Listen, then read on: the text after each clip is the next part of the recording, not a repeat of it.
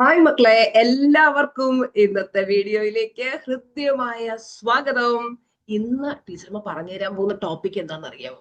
ഒരുപാട് പേര് പറയുന്ന ഒരു കാര്യമാണ് ടീച്ചർമ്മ, മാനിഫെസ്റ്റേഷൻ നടക്കുന്നില്ല. ഒരുപാട് നാൾ കൊണ്ട് പ്രാക്ടീസുകളൊക്കെ ചെയ്തു നോക്കുന്നുണ്ട്, പക്ഷെ അതൊന്നും നടക്കുന്നില്ല എന്ന്.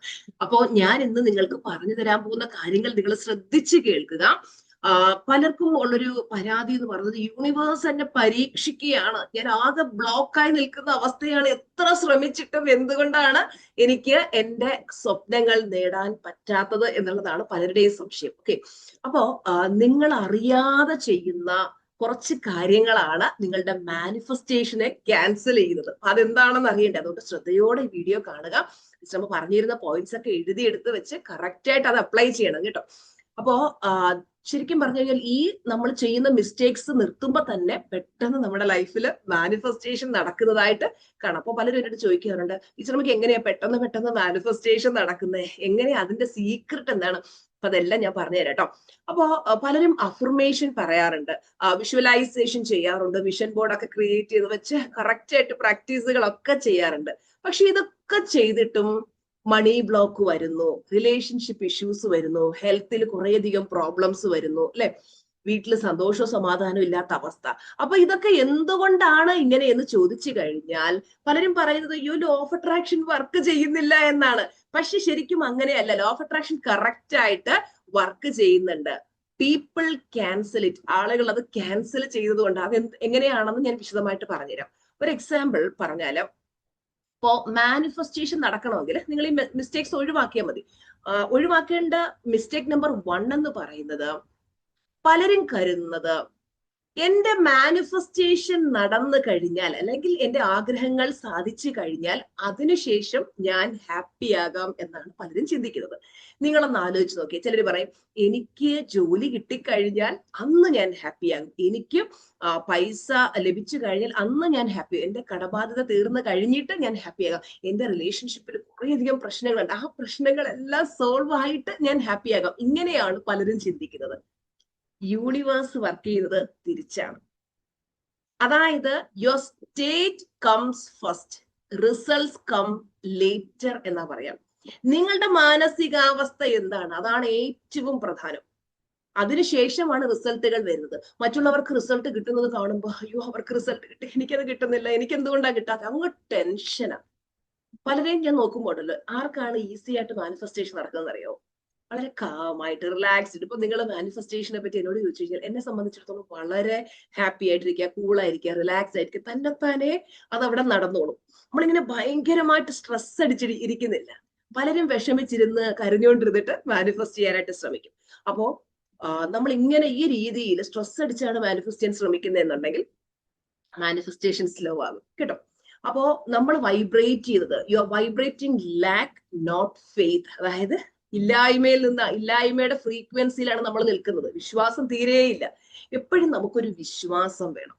പലരും ലോ ഓഫ് അട്രാക്ഷൻ ഒന്ന് ചെയ്തു നോക്കാൻ നടക്കുന്നെങ്കിൽ നടക്കട്ടെ എന്നൊക്കെ പറഞ്ഞ് ട്രൈ ചെയ്യാറുണ്ട്. നിങ്ങൾക്ക് വിശ്വാസം ഇല്ല എങ്കിൽ, മനസ്സുകൊണ്ട് ഇത് വിശ്വസിക്കുന്നില്ല എന്നുണ്ടെങ്കിൽ ഇത് നടക്കാൻ പോകുന്നില്ല. ചിലരെയൊക്കെ കണ്ടിട്ടില്ലേ, യൂട്യൂബിൽ നോക്കി ഏതെങ്കിലുമൊക്കെ വീഡിയോ കണ്ടിട്ട് പില്ലോ ടെക്നിക്ക് അല്ലെങ്കിൽ 11-11 ടെക്നിക്ക് ഒക്കെ ചെയ്യും. അവർക്ക് മനസ്സിൽ തീരെ വിശ്വാസം ഇല്ലെങ്കിൽ അതൊന്നും നടക്കത്തില്ല. എന്നിട്ട് പറയും ഇതൊന്നും വർക്ക് ചെയ്യുന്നില്ല, ഇതൊക്കെ ചുമ്മാതെയാണെന്ന് പറയും. ശരിക്കും നമ്മുടെ സ്റ്റേറ്റ് ഓഫ് മൈൻഡ് കറക്റ്റ് അല്ലാത്തത് കൊണ്ടാണ് നമുക്ക് മാനിഫെസ്റ്റ് ആകാതെ പോകുന്നത്. ഇനി മിക്കവരും ചെയ്യുന്ന മിസ്റ്റേക്ക് നമ്പർ 2 എന്ന് പറയുന്നത്, സേയിങ് അഫർമേഷൻസ് വിതൗട്ട് ബിലീഫ്. വിശ്വാസമില്ലാതെ അഫർമേഷൻ പറഞ്ഞുകൊണ്ടിരിക്കും. നിങ്ങൾ അഫർമേഷൻ പറയുമ്പോൾ നിങ്ങളുടെ ഉള്ളിലെ സബ് കോൺഷ്യസ് മൈൻഡ് ചിരിക്കുക. എങ്ങനെയാണെന്നറിയാമോ? For example, I'm rich, I'm rich, I'm rich. പക്ഷെ മനസ്സിനകത്ത് മുഴുവൻ, അയ്യോ കയ്യിൽ 5 പൈസ എടുക്കാനില്ലല്ലോ, കയ്യിൽ 5 പൈസ എടുക്കാനില്ലല്ലോ, മണി ഈസ് ഹാർഡ്. ഇതാണ് ചിന്തയെങ്കിൽ അതെങ്ങനെയാ മാനിഫെസ്റ്റ് ആകുന്നത്? അതുപോലെ തന്നെ, എന്നെ എല്ലാവരും സ്നേഹിക്കുന്നു, പക്ഷെ ഉള്ളിൽ മുഴുവൻ എന്നെ ഒരു മനുഷ്യർക്കും കണ്ടുകൂടാ എന്നുള്ള ചിന്തയാണ് നിരന്തരമെങ്കിൽ ഇത് വർക്കാവത്തില്ല. മനസ്സിലാവുന്നുണ്ടോ? അപ്പോൾ നമ്മുടെ സബ് കോൺഷ്യസ് മൈൻഡ് നമ്മുടെ വാക്കുകൾക്കനുസരിച്ചല്ല പ്രവർത്തിക്കുന്നത്. It responds to emotions, patterns and identity. നിങ്ങൾ എന്ത് ഇമോഷനാ കൊടുക്കുന്നത് അതിനനുസരിച്ചായിരിക്കും വർക്ക് ചെയ്യുന്നത്. അതുപോലെ തന്നെ മെയിൻ ആയിട്ടും വരുന്ന മറ്റൊരു മിസ്റ്റേക്ക് ആണ്, മൂന്നാമത്തെ മിസ്റ്റേക്ക് ആണ്, പ്രശ്നങ്ങളെ കുറിച്ച് എപ്പോഴും ചിന്തിച്ചുകൊണ്ടിരിക്കും. അതായത് എനിക്ക് അബണ്ടൻസ് വേണം, പക്ഷേ മനസ്സിൽ മുഴുവൻ ഈ മാസം EMI അടച്ചിട്ടില്ല, EMI അടയ്ക്കണം, അതുപോലെ പിന്നെ കുറെ കടബാധ്യതയുണ്ട്, അതിനെ ഓർത്ത് സ്ട്രെസ് അടിച്ച് പേടിച്ച് ഇങ്ങനെ നമ്മൾ മാനിഫെസ്റ്റ് ചെയ്യാൻ ശ്രമിച്ചു കഴിഞ്ഞാൽ മാനിഫെസ്റ്റേഷനെ തടയും. അതായത് നമുക്ക് അബണ്ടൻസ് വേണമെങ്കിൽ ശരിക്കും നമ്മൾ അബണ്ടൻസിലേക്ക് എത്തിയതായിട്ട് ചിന്തിക്കാൻ പറ്റണം. പലർക്കും അത് കഴിയാത്തതാണ് മാനിഫെസ്റ്റേഷനെ തടയുന്നത്. ഇനി മിസ്റ്റേക്ക് നമ്പർ 4 എന്ന് പറയുന്നത്, സത്യം പറഞ്ഞു കഴിഞ്ഞാൽ ചില ആളുകളൊക്കെ മാനിഫെസ്റ്റേഷന് വേണ്ടി ശ്രമിക്കുന്നത് കാണുമ്പോൾ നമുക്ക് ചിരി വരും. ട്രൈങ് ടു ഹാർഡ്, അവര് അങ്ങ് ഓവർ എഫേർട്ട് എടുക്കുകയാണ്. അവര് പല തരത്തിലുള്ള, ചിലര് പറയും ഞാൻ 4 മണിക്ക് എഴുന്നേറ്റ് ഞാൻ അത് പ്രാർത്ഥന ചെയ്തു, അങ്ങനെ ചെയ്തു, ഇങ്ങനെ ചെയ്തു, ഇത്രയും ഹാർഡായിട്ട് ഞാൻ ഇത് എന്തെല്ലാം ചെയ്തു, എന്നിട്ട് എനിക്കൊന്നും നടക്കുന്നില്ല എന്ന് പറയും. ഈ ശരിക്കും ലോ ഓഫ് അട്രാക്ഷൻ പ്രാക്ടീസുകൾ എന്ന് പറയുന്നത് നമ്മുടെ ഒരു ദിനചര്യയുടെ ഭാഗമാകണം മക്കളെ.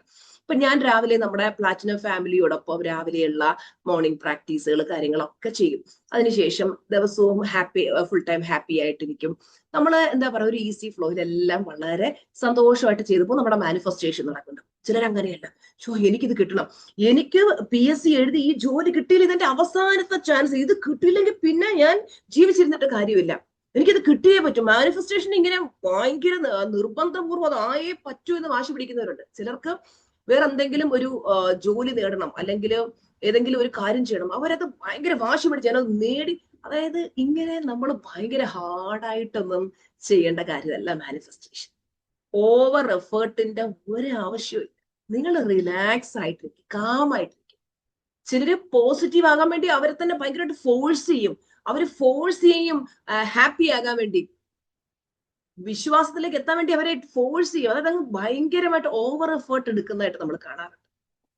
അങ്ങനെ നമ്മളൊരു ഫിയറിൽ നിന്നുകൊണ്ട് മാനിഫെസ്റ്റ് ചെയ്യാൻ ശ്രമിച്ചു കഴിഞ്ഞാൽ നടക്കത്തില്ല. അതായത് ചിലർ ചോദിക്കും, അയ്യോ ഞാൻ കുറെ ദിവസം കൊണ്ട് വിഷ്വലൈസേഷൻ ചെയ്തുകൊണ്ടിരുന്നതാണ്, ഞാൻ വിഷ്വലൈസേഷൻ ചെയ്യാൻ മറന്നുപോയി, അപ്പൊ ഇനി അത് നടക്കാതെ പോവോ? പേടിയാ ഇവർക്ക്. അത് ചെയ്തില്ലെങ്കിൽ നടക്കൂ, ഇത് ചെയ്തില്ലെങ്കിൽ നടക്കൂ. 11x11 ടെക്നിക്ക് എഴുതും, അറിയാതെ 12 പ്രാവശ്യം എഴുതി, അയ്യോ 11 എഴുതണമെങ്കിൽ 12 പ്രാവശ്യം എഴുതി, ഇനിയിപ്പോ നടക്കാതിരിക്കോ? ഇങ്ങനെയുള്ള 100 സംശയത്തിൽ നിന്ന് മാനിഫെസ്റ്റേഷൻ ചെയ്യാൻ ശ്രമിക്കുന്നവരുണ്ട്. ശരിക്കും പറഞ്ഞാൽ മാനിഫെസ്റ്റേഷൻ അങ്ങനെ ഭയങ്കര വലിയ ഹാർഡ് ആൻഡ് ഫാസ്റ്റ് റൂൾസ് ഒന്നുമില്ല. മാനിഫെസ്റ്റേഷൻ നടക്കുന്നത് നമ്മുടെ അലൈൻമെന്റിൽ നിന്നാണ്. നിങ്ങൾ ഓരോരുത്തരും നിങ്ങളോട് ചോദിച്ചു നോക്കിയേ, നിങ്ങൾ അലൈൻമെന്റിലാണോ? അലൈൻമെന്റിലാണ് എന്നുണ്ടെങ്കിൽ yes I am in alignment എന്ന ചാറ്റ് ബോക്സിൽ കമന്റിൽ ഇടുക. നിങ്ങൾ അലൈൻമെന്റിലാണെങ്കിൽ നിങ്ങൾക്ക് എപ്പോഴും നല്ല സന്തോഷമായിരിക്കാൻ പറ്റും. നമുക്ക് ആരോടും ദേഷ്യവും വെറുപ്പും നീരസവും പകയും ഒന്നും ഉണ്ടാവില്ല. നമ്മുടെ മനസ്സ് വളരെ ശുദ്ധമായിരിക്കും. നമുക്ക് എപ്പോഴും നല്ല ഒരു പോസിറ്റീവ് മൈൻഡ് സെറ്റ് ആയിരിക്കും ഉണ്ടാവുക. നമ്മൾ പ്രകൃതിയോട് ഇണങ്ങി ജീവിക്കാൻ തുടങ്ങും. അങ്ങനെ ഒത്തിരി മാറ്റങ്ങൾ നമ്മൾ വരും. ആ ഒരു ശുദ്ധ മനസ്സിലേക്ക് എത്തിയാലേ ശരിക്കും മാനിഫെസ്റ്റേഷൻ നടക്കും. അല്ലാതെ മാനിഫെസ്റ്റേഷൻ ഒരിക്കലും പ്രഷറിൽ നിന്നുകൊണ്ട്, ടെൻഷനിൽ നിന്നുകൊണ്ട്, സ്ട്രെസ്സിൽ നിന്നുകൊണ്ട് നടത്തേണ്ട ഒരു കാര്യമല്ല. വളരെ റിലാക്സ്ഡ് ആയിട്ടിരിക്കുക, കാമായിരിക്കും, യൂണിവേഴ്സിനെ ട്രസ്റ്റ് ചെയ്യുക, അലോ ചെയ്യുക. പലരും എൻ്റെ അടുത്ത് വന്നിട്ട് പറയും, എനിക്ക് ഈ ഒരു ഗോൾ നേടണം, അതിനു വേണ്ടി ഞാൻ ക്ലാസ്സിൽ വന്നു, എനിക്ക് നടന്നേ പറ്റൂ. നടന്നില്ലെന്നുണ്ടെങ്കിൽ അത് ഞാൻ പറയും, ഇത്രയും സ്ട്രെസ് എടുത്ത് എനിക്കത് കിട്ടിയേ പറ്റൂ, ഇല്ലെങ്കിൽ ഞാൻ ഇതെല്ലാം നിർത്തിപ്പോവും എന്നൊക്കെ പറഞ്ഞ് ഇങ്ങനെ എന്താ പറയുക, ഒരു നമ്മൾ പറയില്ലേ, ഓവർ പിന്നെ എഫേർട്ട് എടുത്ത് മാനിഫെസ്റ്റേഷൻ ചെയ്യാൻ ശ്രമിക്കുന്നവരുണ്ട്. മാനിഫെസ്റ്റേഷൻ നടക്കണമെങ്കിൽ നമ്മൾ വളരെ കാമായിരിക്കണം, അതിനെ അലോ ചെയ്യണം. അതിന് അതിൻ്റെതായിട്ടുള്ള ഒരു ഡിവൈൻ ടൈമിംഗ് ഉണ്ട്. ചില കാര്യങ്ങൾ നമ്മൾ ഭയങ്കരമായിട്ട് വാശി പിടിച്ച് ചെയ്താലും ചിലപ്പോൾ നമ്മുടെ ഫ്രീക്വൻസി ഡൗൺ ആണെങ്കിൽ നമുക്ക് നടക്കത്തില്ല.